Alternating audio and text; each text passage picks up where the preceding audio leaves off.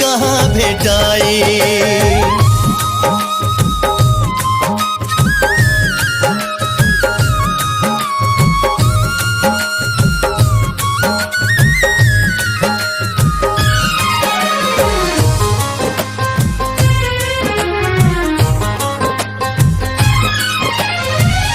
हमरो खातिर कढ़ले हुई है विधना रूप के रानी हो।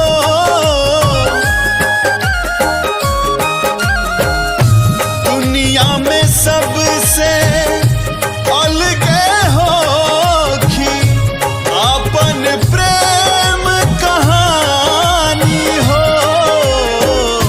मन के मंदिरिया के हमरे मूर्तिया कई दे दीवाना होखे ऐसन सुरतिया। जहिया एक झलक मिल पाई जिंदगी चाहिए सफल हो जाई। राह में निकल चलाए भाई मंजिल जाने कहाँ भेटाई। समय से पहले भाग से ज्यादा कुछ ना मिल पाई। समय से पहले भाग से ज्यादा कुछ ना मिल पाई। राह में निकल चलाए राही मंजिल जाने कहाँ भेटाई। राह में निकल चलाए राही मंजिल जाने कहाँ भेटाई।